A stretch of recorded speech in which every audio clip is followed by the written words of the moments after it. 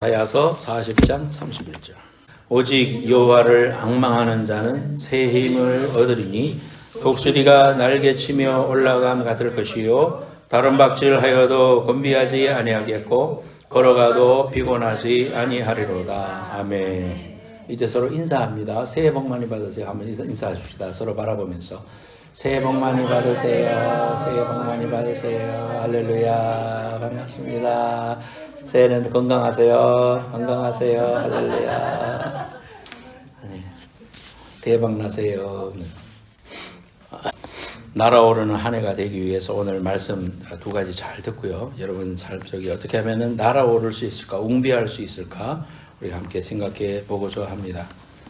로버트 슐러 목사님이라고 지금은 돌아가셨지만은 LA의 수정교회 크리스탈 처치의 담임 목사님이셨던 분이 있습니다. 이분이 이제 긍정적인 사고방식, 적극적인 사고방식 이런 걸로 통해 가지고 교회가 크게 부흥을 했었는데 제가 오래전에 그 교회도 한번 방문했었습니다. 크리스탈로 이렇게 지어놨습니다. 그분의 책에 보면 잃어버린 날개를 찾아라는 책에 보면 절벽 가까이로 나를 부르셔서 다가갔습니다. 절벽 끝에 더 가까이 오라고 하셔서 더 나아갔습니다. 그랬더니 절벽에 겨우 발을 붙이고 서 있는 나를 절벽 아래로 밀어버리는 것이었습니다. 물론 나는 그 절벽 아래로 떨어졌습니다. 그런데 나는 그때까지 내가 날 수 있다는 것을 몰랐습니다. 이런 구절이 나옵니다. 우리 인생 가운데 정말 내가 하나님 안에서 이제 웅비해야 되는데 잔뜩 웅크려 있기만 하고 자신이 날 수 있다는, 영적으로 날 수 있고 육적으로도 날 수 있다는 우리의 이 삶의 능력을 발견하지 못하고 살아왔다. 그런데 하나님께서 그러한 절벽과 같은 상황 속에서 나를 밀어버렸을 때 우리가 나는 능력이 있다는 것을 알았다. 이제 그런 이제 고백이죠. 이 시대가 날아오르기는커녕 주저앉아 있는 그런 시대입니다. 미국이나 또 한국이나 소년이라도 피곤하며 곤비하며 장정이라도 넘어지며 쓰러지되 30절에 그렇게 말씀하고 오직 여호와를 앙망하는 자라 이렇게 나오잖아요. 그래서 그 30절 말씀에 보면은 소년도 피곤하고 곤비하고 장정이라도 넘어지며 쓰러진다. 이것이 예수님 오시기 전에 이사야 말씀은 66장으로 돼 있어요. 그래서 신약 성경, 구약 성경이 3권은 27 아닙니까? 39권, 27권 해서 66권인데 이 공교롭게도 이제 성경을 이렇게 연구를 해보면 이사야는 신구약 성경으로 딱 나눠져 있어요. 그래서 39장까지는 이스라엘 백성들이 범죄하고 하나님 앞에 회개하고 돌아올 것을 계속해서 말씀하시는 그런 하나님의 계시고, 이사야 선지자는 BC 700년에 살았던 사람입니다. 예수님 오시기 전에 700년에 살았던 사람이니까 실제로 유다가 멸망한 것은 588년이고요. BC. 그러니까 이제 유다가 멸망하기 전에 이미 멸망을 예언하면서 너희들이 죄를 회개하지 않으면 이렇게 될 것이다. 하나님 앞에 바로 살아라라고 말씀하시는 게 39장까지예요. 그런데 40장부터는 이제 27권이 남았잖아요. 그 신약의 27권과 공교롭게도 딱 맞아요. 그래서 보면은 예수 그리스도를 통해서 구원을 선포하는 신약의 내용처럼 너희들에게 이제 다시 돌아가게 해주겠고 다시 회복시켜 줄 것이고 너희들이 그곳까지 가는데 피곤하지 않을 것이고 넘어지지 않을 것이다.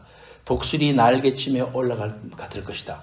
이렇게 말씀해 주시는 말씀이 시작되고 있는 것을 볼 수가 있습니다. 그래서 이사야는 66권까지 있고 그 내용도 39권과 27권 이렇게 나눠진다는 거 우리가 이제 알면서 보면은 참 오늘날 2600년 전에 이사야에게 주신 그런 말씀이 딱 오늘의 모습이다 이렇게 봅니다. 아버지들은 어깨가 축 처져 있습니다. 사람들은 55세만 되면은 한국 같은 경우는 은퇴를 해야 되잖아요.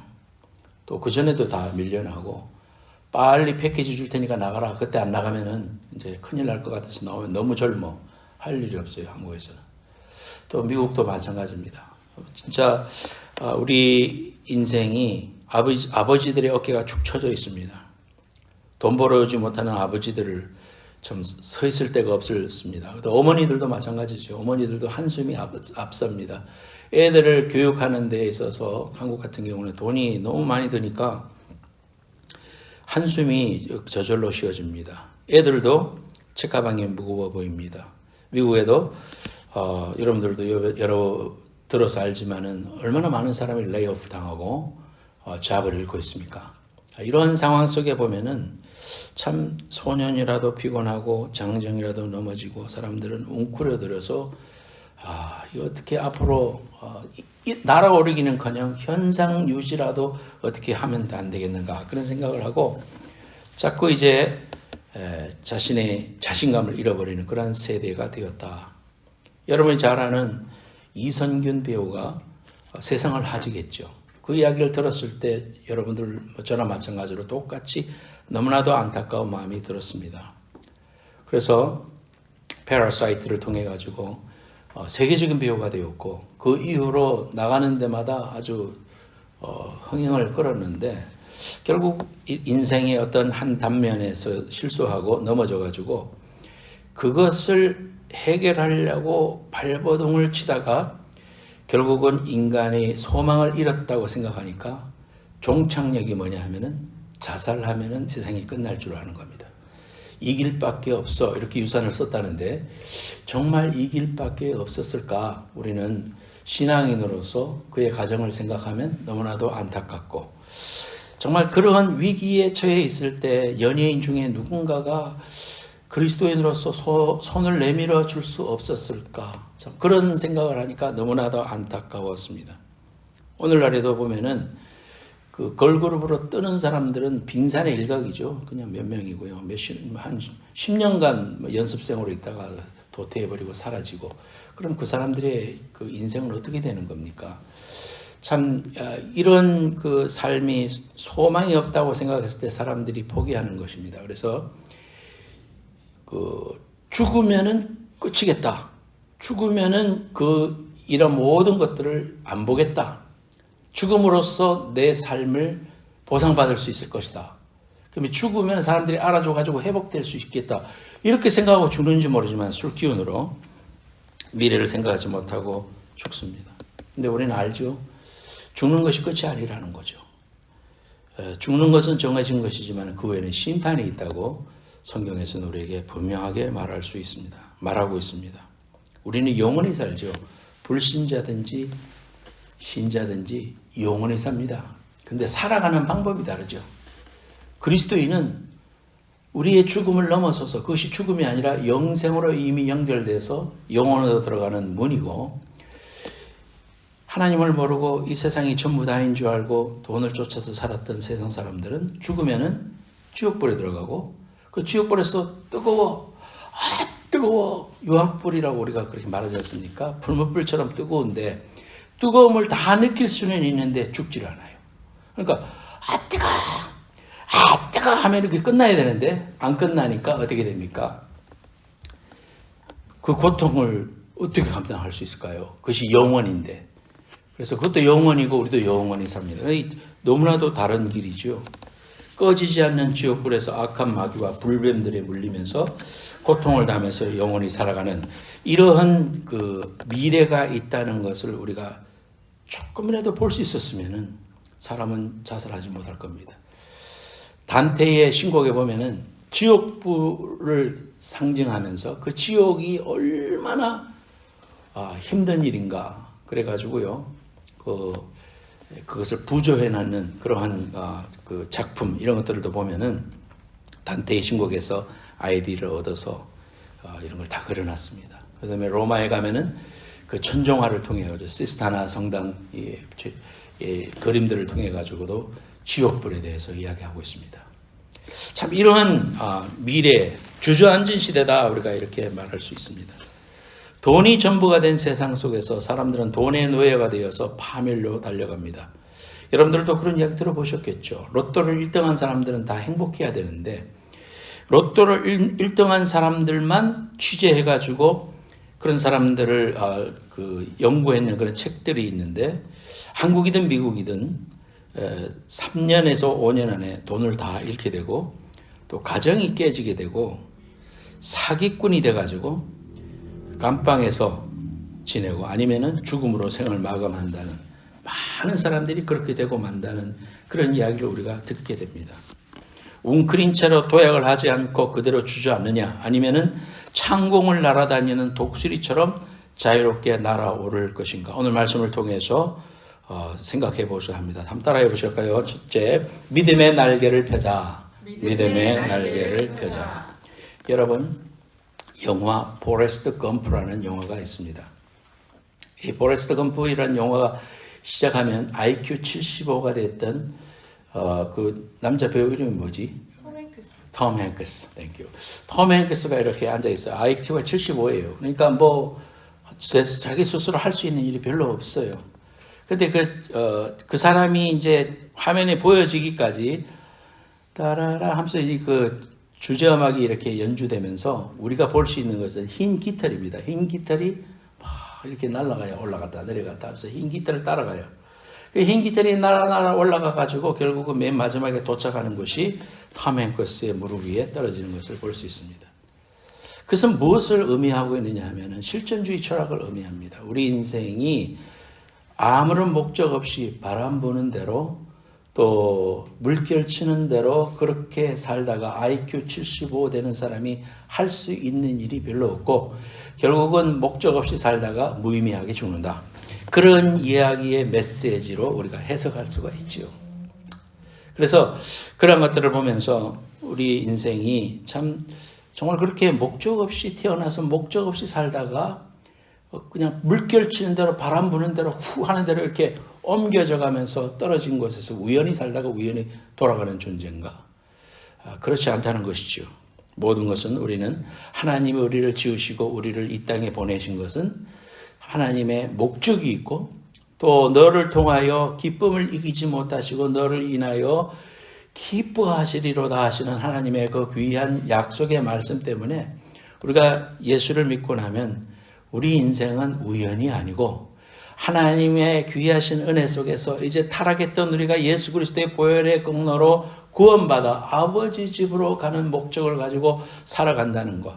집을 나왔던 어린 양이 아버지의 집으로 가는 그 귀한 도상에서 목적이 있고 방향이 있고 가치가 있는 인생으로 살아가게 되었다는 것을 우리 그리스도는 알게 됩니다. 그래서 우리는 믿음의 날개를 펴고 올라가야 됩니다. 믿음의 날개를 흔들지 않으면 우리가 올라갈 수가 없습니다. 그것은 상징적인 말이죠. 욥을 생각해 볼까요? 욥에게 있어서 믿음의 날개는 뭐였을까요? 그것은 생의 모든 것을 잃어버렸지만 욥은 인생의 벼랑 끝에서 그럼에도 불구하고 하나님을 의지하리라. 이러한 믿음의 날개를 붙잡았을 때 그는 웅비할 수 있었습니다. 믿음의 날개를 펴서 활짝 올라갔습니다. 인생의 바닥에서 올라갔습니다. 요셉을 생각해 볼까요? 요셉은 구덩이에 떨어졌었죠. 근데 그 요셉도 내 하나님은 악을 손으로 바꾸시는 분이시다. 이러한 믿음의 날개짓을 했을 때 그는 절망의 골짜기를 날아올라 민족을 살리고 하나님의 그 귀한 뜻을 실현하는 사명을 갖고 목적 속에 살았다는 것을 알 수가 있습니다. 여러분들이 공부했던 성경 공부했던 에스더도 마찬가지입니다. 죽으면 죽으리다. 이러한 믿음의 고백을 통해 가지고 신앙 고백을 통해서 날아올라서 자신도 살았을 뿐만 아니라 유대 민족을 구원하시고자 하시는 하나님의 위대한 뜻 속에서 믿음의 날개를 통하여 날아올랐던 것을 알 수 있습니다. 인생의 절벽에서 떨어져 버릴 것인가? 날개를 펴고 올라갈 것인가? 믿음의 날개를 펴고 창공을 향해서 날게 해주시겠다고 오늘 말씀을 통해서 말하고 있는 것입니다. 오직 여호와를 앙망하는 자는 새 힘을 얻으리니 독수리가 날개치며 올라감 같을 것이다 그랬습니다. 여호와를 앙망해라 그랬습니다. 여호와를 앙망하는 자 올라가 찬송에도 있지 않습니까? 여호와를 앙망한다는 게 무슨 의미일까요? 여호와를 바라본다는 의미죠. 바라본다는 의미지만은 구체적으로 우리가 여호와를 앙망한다는 것이 무슨 뜻일까? 우리 인생에는 다 위기가 있습니다. 자신이 연약하고 모순투성이라는 존재임을 깨닫는 순간이 인생의 위기 앞에서 깨달을 수 있습니다. 평범할 때는 못 깨닫습니다. 그런데 인생의 위기가 오고 건강의 위기가 오고 사업의 위기가 오고 또 관계의 위기가 왔을 때, 자녀의 위기가 왔을 때 하나님 앞에 무릎 꿇고 눈물 흘리면서 나와서 도와달라고 이야기하게 됩니다. 내가 모순투성이구나. 나는 정말 하나님 앞에 연약한 존재구나. 내가 대단한 존재인 줄 알았는데 아니구나. 내 힘으로 할 수 있는 것이 아무것도 없구나. 그렇게 고백하고 하나님을 바라보는 것, 그게 앙망하는 것이옵시다.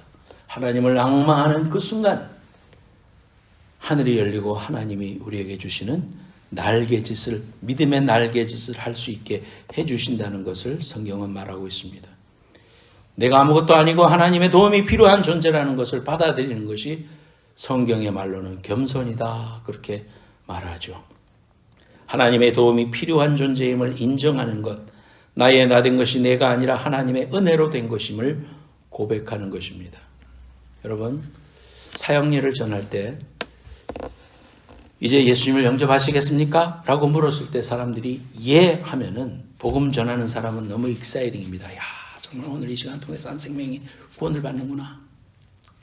근데 그 기도문에 보면 주 예수님, 나는 주님을 믿고 싶습니다. 또는 주 예수님, 주님이 필요합니다. 이렇게 고백하게 돼요. 그 고백은 일생에 있어서 굉장히 중요한 고백입니다. 내 힘으로 살았고 내가 인생의 주인 돼서 모든 일을 내가 하려고 했는데 그게 아니고 그 때문에 많은 좌절과 많은 리미테이션을 경험했는데, 한계를 경험했는데 그것은 바로 내 죄 때문이구나. 하나님을 떠난 것이 죄구나. 이제 내가 하나님께로 돌아가 주님이 내 모든 죄를 용서해 주심을 믿고 그분께 나를 의탁했을 때 비로소 하나님의 자녀가 되고 하나님의 자녀로서 누릴 수 있는 놀라운 축복과 권세를 누리게 되는구나. 그것을 이제 깨닫고 나서 주님, 나는 주님을 믿고 싶습니다. 이렇게 고백합니다. 쉽게 따라할 수 있는 것 같지만 그 귀한 고백은 인생에 있어서 지금 제가 말씀한 대로 내가 연약하고 나는 모순투성이고 나는 대단한 존재가 아니고 내 힘으로 할 수 있는 것이 아무것도 없습니다.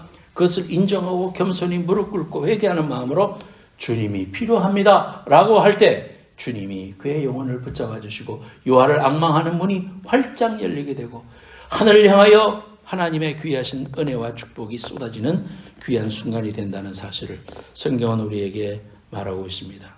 우리 안에 쌓인 경험과 연륜과 지식, 지혜가 많아서 자신이 비교적 강한 존재라고 생각될 때에도 우리는 여전히 연약하고 깨지기 쉬운 질그릇과 같은 존재임을 기억해야 된다는 사실입니다.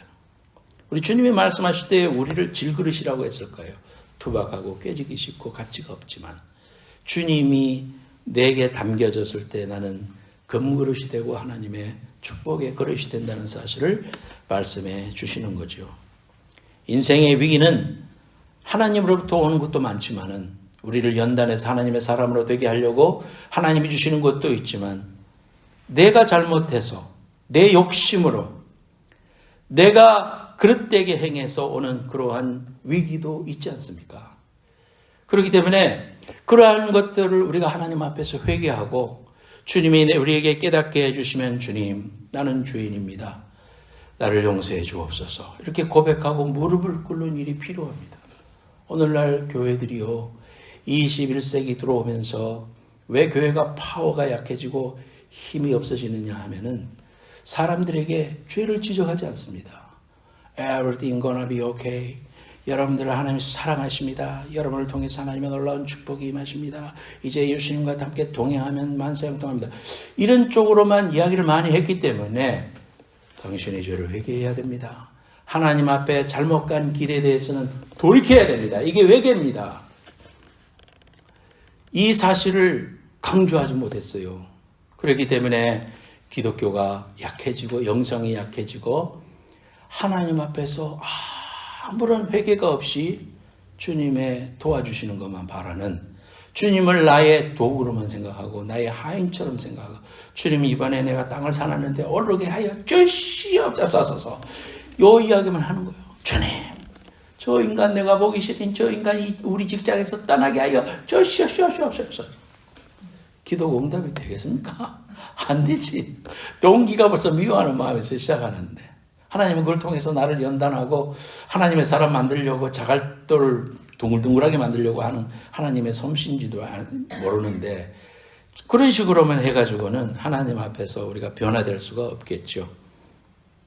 어쨌든 간에 우리의 잘못 때문이든 아니면 하나님이 우리를 연단하시기 위해서 오는 그러한 크라이시스, 위기로부터 우리가 철저히 하나님 앞에 무릎 꿇고 주님이 필요한 존재입니다. 금년 한 해도 첫걸음을 내디딜 때 두렵고 떨리지만은 하나님 도와주십시오. 금년 한 해에 내가 어떤 상황에 놓일지 나는 지금 아무것도 할 수 없지만은 주님이 동행해 주셔서 나는 갈 길 모르니 주여 인도하소서. 주님만 의지하고 가겠사오니 주님 사랑하오니 주님 인도해 주옵소서. 주님 앞에 연약한 우리를 인정하고 하나님을 향하여 믿음의 눈을 드는 것, 그것이 믿음의 날개라는 거예요. 여러분 인생 속에 이 믿음의 귀한 은혜와 날개가 충만하게 펴지고 그걸로 인하여 올라가게 되는 귀한 은혜가 있기를 예수님의 이름으로 축원합니다.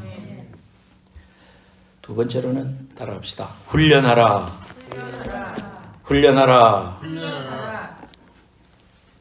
군대에 가면은 훈련하잖아요. 이번에도 그 북한이 포를 쏘니까 우리 남한에서 200발 저쪽에서 쏘니까 400발을 쏴주었더라고요. 근데 누가 그 영상으로 찍어놨는데 보니까 막 기계처럼 움직이면서 400막 하는 그런 모습을 봅니다. 해병대가 얼마나 훈련을 했으면은 그렇게 하겠습니까? 훈련을 하는 거예요. 일본에서도 비행기가 390몇 명이 탔는 비행기가 내려오다가 부딪혀가지고 불이 난 그런 장면들 여러분 보셨죠? 그런데 395명이 한 사람도 안 죽고 가벼운 경상 정도로 짧은 시간 안에 나왔다. 참 기적이다 그랬습니다. 그게 우리 아시아나도 여기에서 샌프란에서 그런 일이 있었지만 그때 우리 영상을 보면은 가방 이렇게 가방 꺼내가지고 나온 사람들 보이더라고요. 그런 사람들도 있고 뭐 주섬주섬 다 챙겨서 그렇게 나오는데 그러면 안 된다잖아요. 그냥 하면은 바로 승무원이 안내하는 대로 승무원들도 그때부터는 존댓말 안 써요. 머리 숙여! 뭐 어쩌고 하면은 그대로 해야 돼. 그걸 훈련해요. 그래갖고 그 아시아나 그 스튜디오스들도요, 그 훈련을 해가지고 몸이 자동으로 움직였대요. 뭐 훈련을 많이 하면은 뭐 생각하고 뭐 이렇게 할 게 없고 몸이 움직인다는 거예요. 훈련은 중요하죠. 영적으로 날아오르려면은 훈련해야 돼요. 믿음의 훈련이 필요해요. 훈련받지 못하면 날개가 있어도 날아올 수 없습니다. 하나님은 당신의 자녀들을 언제까지든지 캥거루처럼 뱃속에다가 속에만 넣고 다니지 않습니다. 훈련해가지고 12제자처럼 내보냅니다. 세상을 향해서. 70인의 제자들을 내보냅니다. 내보내서 창공을 날게 하십니다. 가서 제자들이 가서 손을 얹고 기도할 때에 이적이 나타나고 복음이 전파되고 사도 바울이 가서 복음을 전할 때마다 하나님의 귀한 역사가 일어나고 유럽이 복음화되고 미국까지 와서 미국에서 한국으로 와가지고 우리에게까지 이렇게 복음이 전달되는 이러한 놀라운 은혜가 있었지 않습니까? 이런 훈련 과정에는 관심 없이 하늘만 바라보고 왜 나는 못 날아요? 왜 나는 이 펭귄처럼 뒤뚱뒤뚱만 해요? 왜 나는 못 날죠? 이렇게 말하는 거예요. 훈련해야 됩니다. 그래서 우리는 주보에도 말씀했습니다만 예배로 날아올 수 있고 말씀과 기도로 날아올 수 있고 전도와 선교로 날아온다고 그랬어요. 물론 이게 뭐 당연한 말이겠지만 우리가 그 당연한 말은 기본이기 때문에 말하는 거죠. 첫째로 어떤 날개가 있겠습니까? 말씀과 기도의 날개. 시작. 말씀과 기도의 날개. 말씀을 통해서 길을 찾습니다. 내비게이션, 믿음의 내비게이션이 말씀이에요. 말씀을 통해서 길을 찾습니다. 그리고 기도로 파워를 받습니다. 그러니까 우리가 내비게이션을 켜지면은 갈 수 있는 힘이 없으면 한 걸음을 옮기기가 힘들죠. 말씀만 있고 기도하지 않으면은 머리만 뜨겁지 가슴은 차갑습니다. 성경 공부, 나는 베델 성경 공부했어, 크로스웨이 했어, 침략의 12단계 했어. 그런데 가슴이 뜨겁지 않고 하나님 앞에 낮아지지 못하고 사람들과 맨날 다투고 교회 안에서 트러블 메이커가 된다면 성경 공부해서 머리만 키운 거야. 가슴이 뜨거워져야 되거든. 성경 공부해서 내가 변화돼야 되는데 그것이 계급이 돼가지고 나는 이만큼의 과정을 겪었어. 그런 것 때문에 가슴이 차가운 인생이 되고 말아요. 또 그 반대가 되면은 기도는 하고 막 방언은 하고 막 기도판데 말씀이 없어. 그래서 이단으로 잘 빠져요. 말씀이 없어서 맵이 없기 때문에 그래요. 그래서 말씀과 기도의 두 양날개를 균형을 잘 잡을 때 힘차게 날아오를 수 있습니다. 우리 교회는 성경 공부를 하고 또 성경을 통독하고 성경 통독이 성경 공부보다 더 파워풀했음을 우리는 경험을 통해서 배웠습니다. 성경을 통독할 때 하나님이 주시는 은혜, 또 암송할 때 하나님의 축복, 이런 것도 우리가 너무나도 많이 경험하게 됩니다. 그리고 기도합니다. 마칠 때 간절히 기도할 때 하나님께서 주시는 뜨거움과 공동체로 엮어주시는 하나님의 성령의 일하심을 우리가 경험하게 됩니다. 여러분들이 계속해서 금년 한 해 말씀과 기도의 양날개를 통해서 날아오를 수 있는 훈련이 충만해지시기를 예수님의 이름으로 축원합니다. 두 번째로는 예배와 사역입니다. 따라합시다. 예배와 사역.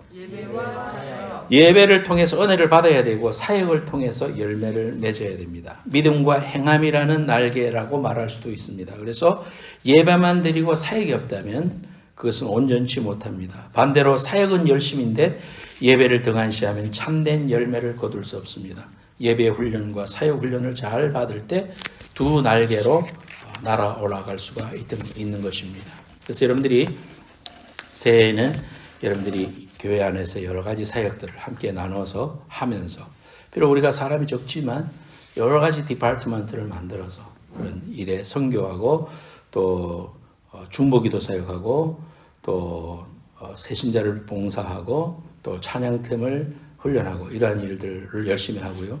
교회 밖으로의 사역, 복음을 전하고 여러분의 직장에서 봉사하고 돕고 예수의 향기를 드러내는 이러한 사역들을 계속해서 해라. 그리고 우리 교회를 위해서 기도하고 목사님을 위해서 기도하는 중보기도 사역을 여러분이 계속해서 하고, 이러한 일들이 여러분의 사역이 될 수 있다, 미니스트리가 될 수 있다 하는 사실입니다.